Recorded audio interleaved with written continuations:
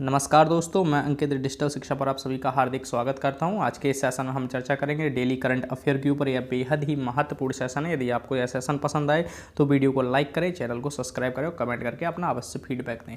यह जो सेशन है आपके टॉप क्वेश्चन लाए जाते हैं इसमें करंट अफेयर के, जो आपकी प्रतियोगी परीक्षाओं पूछे जाने के बहुत ज़्यादा चांस होते हैं। इस सेशन को देख के आप खुद ही समझ जाएंगे। सेशन पसंद आए तो चैनल को एक बार सब्सक्राइब जरूर करें। देखिए, किस राज्य में, पहला वन लाइनर है, किस राज्य में वार्षिक ऑरेंज फेस्टिवल 2023 का आयोजन किया गया है। सारे के सारे इस सेशन में आज के में हमारे पास वन लाइनर क्वेश्चन है। ठीक है, वार्षिक ऑरेंज फेस्टिवल 2023 का आयोजन।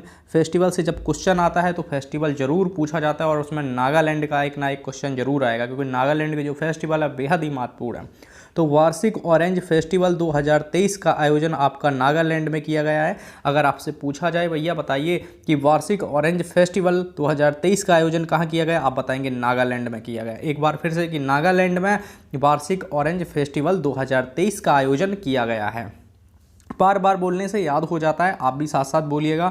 देखिए, अगला है हमारा वन लाइनर में कि किस शहर में इंटरनेशनल फाइनेंशियल आर्किटेक्चर पर 2 दिवसीय सम्मेलन का आयोजन किया गया। आप बताएंगे भैया कि चंडीगढ़ में, यानी कि चंडीगढ़ में इंटरनेशनल फाइनेंशियल आर्किटेक्चर पर 2 दिवसीय सम्मेलन का आयोजन किया गया।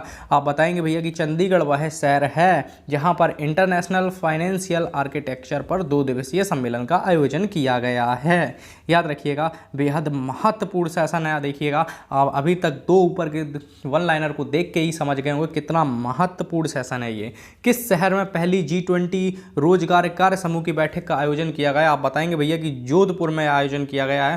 ये जोधपुर में। अगर आपसे पूछा जाए कि G20 की पहली बैठक का आयोजन कहाँ पे किया गया है, अगर आपसे पूछा जाए आप बताएंगे उदयपुर में किया गया है पहली बैठक का। यह जो जोधपुर में आयोजित करी गई है वो दूसरी बैठक है, और जबकि यह पहली G20 रोजगार कार्य समूह की पहली बैठक है।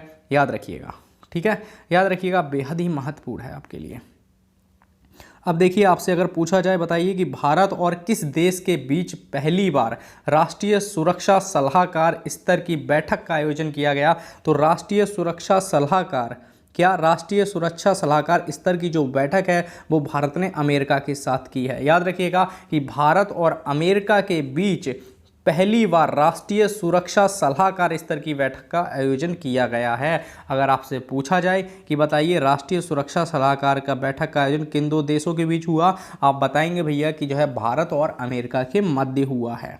याद रखिएगा कि बताइए कि अगला हमारे पास है नंबर 5 पे कि भारतीय सेना ने किस राज्य या फिर केंद्र शासित प्रदेश में ऑपरेशन सद्भावना आयोजन किया। आप बताएंगे ऑपरेशन सद्भावना का आयोजन भारतीय सेना ने लद्दाख में किया है। कहाँ पे किया, आप बताएंगे कि भारतीय सेना ने जो लद्दाख में कौन सा ऑपरेशन, तो आप बताएंगे भैया ऑपरेशन सद्भावना। तो ऑपरेशन सद्भावना का आयोजन कहाँ हुआ, आप बताएंगे लद्दाख में हुआ। याद रखिएगा कि भारतीय सेना ने ऑपरेशन सद्भावना का आयोजन कहाँ पे किया, लद्दाख में किया है। याद रखिएगा, ठीक है। आइए नंबर 6 पे चलते हैं कि भारत ने किस देश में संयुक्त राष्ट्र मिशन में महिला शांति सैनिकों की एक पलटन को तैनात किया। आप बताएंगे सूडान में। तो अभी क्वेश्चन आपसे अगर ऐसे भी पूछा जा सकता है कि बताइए कि सूडान में भारत ने अभी हाल ही में क्या तैनात किया है। आप बताएंगे भैया कि संयुक्त राष्ट्र मिशन में महिला शांति सैनिकों की एक पलटन को भारत ने तैनात किया है। किस देश में, आप बताएंगे भैया कि सूडान में तैनात किया गया है। चलिए नंबर 7 को देखते हैं। बताइए कि कौन सा देश हाइड्रोजन संचालित ट्रेन शुरू करने वाला एशिया का पहला देश है। तो बताएंगे, जब पहला देश एशिया के अंतर्गत आता है तो वह चीन ही आता है। याद रखिएगा कि चीन एशिया का हाइड्रोजन संचालित ट्रेन करने वाला एशिया का पहला देश है और दुनिया का यह दूसरा देश बन गया है। याद रखिएगा, चीन। आज के यह सेशन आप देख रहे हैं सभी की सभी वन लाइनर हैं। याद रखिएगा, इसमें हमने टॉप 20 क्वेश्चन लिए हैं और टॉप 20 वन लाइनर हैं। ये बेहद ही महत्वपूर्ण सेशन है, ज़्यादा बड़ा सेशन नहीं होगा। आप जल्दी जल्दी में देख सकते हैं इस सेशन को, और बेहद ही महत्वपूर्ण है। इससे एक ना एक क्वेश्चन अवश्य आपका किसी ना किसी एक दिवसीय एग्जाम में पूछा जाना तय है। ज़रूरी नहीं है, आपके 20 क्वेश्चन है, ये किसी न किसी एग्ज़ाम में ज़रूर पूछे जाएंगे, ये इतने महत्वपूर्ण क्वेश्चन हैं। अब देखिए नंबर 8 पे कि हाल ही में यूरोजोन में शामिल होने वाला 20वां देश कौन है, तो आप बताएंगे भैया कि क्रोएशिया वह देश है जो यूरोजोन में शामिल हो गया। और किस नंबर पे, तो बताएंगे 20वें नंबर पे, 20वां देश बन गया है ये यूरोजोन में शामिल होने वाला। कौन सा, कहते हैं क्रोएशिया जो देश है, क्रोएशिया यूरोजोन में शामिल होने वाला 20वां देश बन गया है क्रम के अनुसार, याद रखिएगा।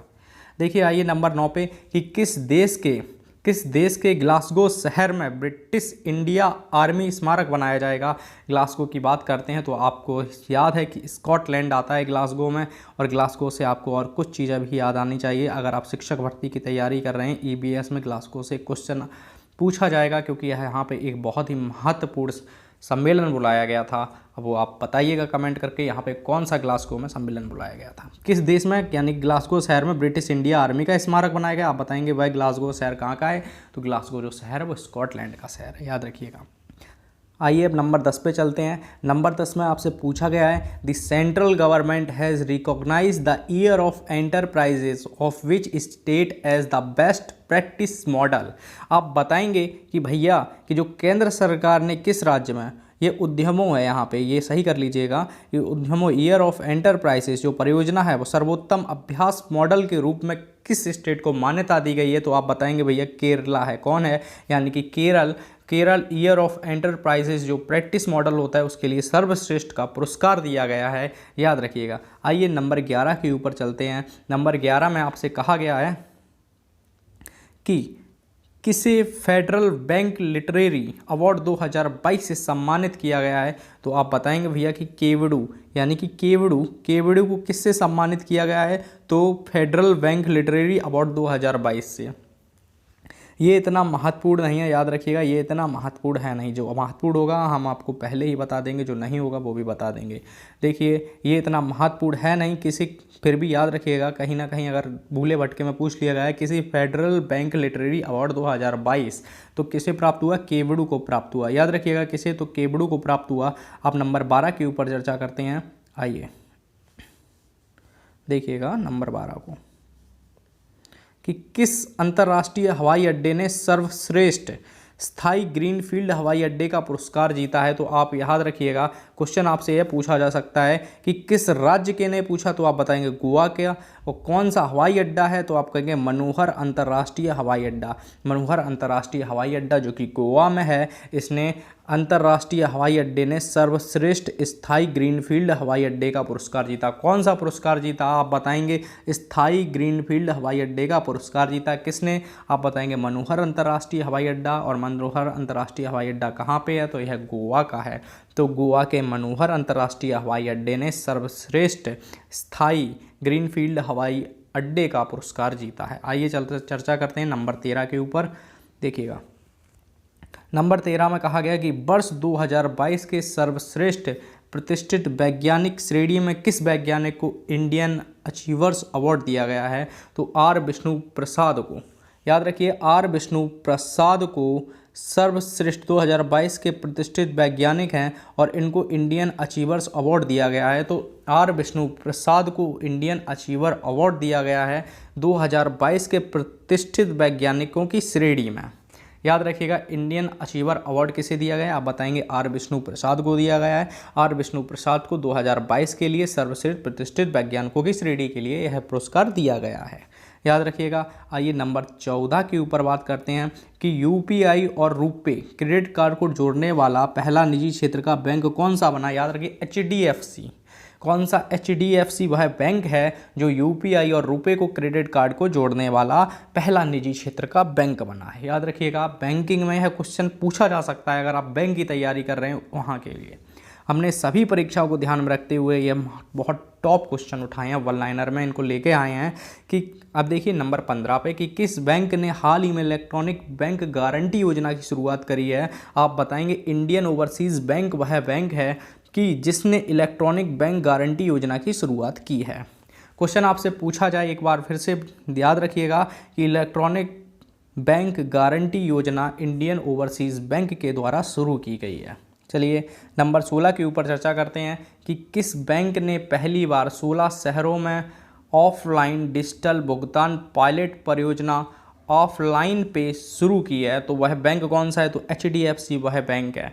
देखिए बैंक कौन सा है? HDFC है। HDFC ने ऑफलाइन पे परियोजना की शुरुआत की है और जो ऑफलाइन पे जो परियोजना है यह किसके लिए, कितने शहरों में आप बताएंगे? 16 शहरों के लिए। याद रखिएगा कितने शहरों के लिए? तो 16 शहरों के लिए। कौन सी परियोजना है? तो बताइए ऑफलाइन डिजिटल भुगतान परियोजना। कौन सा इसका शॉर्ट नाम क्या दिया गया है? ऑफलाइन पे। किस बैंक ने शुरू किया? आप बताएंगे HDFC ने। कितने शहरों में? आप बताएंगे भैया कि 16 शहरों में। तो बताइए हाल ही में HDFC ने 16 शहरों में ऑफलाइन डिजिटल भुगतान परियोजना शुरू की है जिसका नाम ऑफलाइन पे दिया गया है। याद रखिएगा। आइए नंबर 17 के ऊपर चर्चा करते हैं। भारतीय रेलवे का सबसे लंबा पूर्ण स्वचालित ब्लॉक जो आपका सिग्नल लिंक होता है वह खंड कौन सा बना है? बताइए सिग्नल लिंक जो खंड है वह कौन सा बना है? तो गाजियाबाद और पंडित दीनदयाल उपाध्याय जो खंड है आपका वह भारतीय रेलवे का सबसे लंबा पूर्ण स्वचालित ब्लॉक सिग्नल लिंक खंड बना है। याद रखिएगा इतना महत्वपूर्ण क्वेश्चन है नहीं है, आपसे शायद ही किसी एग्जाम में पूछा जाए। किस राज्य सरकार ने, बताइए कि किस राज्य सरकार ने पहले राज्य स्तरीय झींगा मेला का, ये देखिए झींगा से आपको कुछ और केरल की साइड, साउथ इंडिया की साइड का आपको ध्यान आएगा, लेकिन यहाँ पर जो झींगा मेला आयोजित किया गया वो पंजाब में। याद रखिएगा कि झींगा मेला आयोजित किया गया। आप बताएंगे भैया कि पंजाब में झींगे मेले का आयोजन हुआ है। किस में? तो बताएंगे झींगा मेला का आयोजन कहाँ हुआ? पंजाब में हुआ। याद रखिएगा बेहद ही महत्वपूर्ण है, ये किसी ना किसी एग्जाम में जरूर पूछा जाएगा। मेले से संबंधित आपसे क्वेश्चन जरूर आता है। किस देश ने अंतर्राष्ट्रीय पर्यटन मेला FITUR 2023 का आयोजन किया? तो बताइए स्पेन ने। किसने? तो FITUR 2023 जो पर्यटन मेला है उसका आयोजन किस देश ने? तो स्पेन के द्वारा किया गया। तो स्पेन वह देश है जिसने अंतर्राष्ट्रीय पर्यटन मेला FITUR 2023 का आयोजन किया है। याद रखिएगा। देखिएगा 20में नंबर का जो क्वेश्चन है 20 का, किस राज्य में मध्य क्षेत्रीय परिषद की स्थायी समिति की 15वीं बैठक का आयोजन किया गया? तो उत्तराखंड। उत्तराखंड में मध्य क्षेत्रीय परिषद की 15वीं बैठक का आयोजन किया गया है। हालांकि ये 15 बैठकों का क्रम नहीं आता है, ये सिर्फ इतना याद रखिए कि मध्य क्षेत्रीय परिषद की बैठक का आयोजन यहाँ किया गया है। तो आप बताएंगे भैया कि उत्तराखंड में मध्य क्षेत्रीय परिषद की जो बैठक है वो उत्तराखंड में हाल ही में आयोजित की गई है। याद रखिएगा। हमारा लास्ट क्वेश्चन आज का, टॉप 20 ही थे। टॉप 20 जो हमारे क्वेश्चन है यह बेहद ही महत्वपूर्ण प्रश्न है। इन प्रश्नों को ध्यान में रखिएगा, आपसे ये प्रश्न कहीं ना कहीं अवश्य ही पूछे जाएंगे। यदि आपको यह सेशन पसंद आया हो तो चैनल को एक बार सब्सक्राइब करें, वीडियो को लाइक करें, कमेंट करके अपना फीडबैक अवश्य दें। जय हिंद।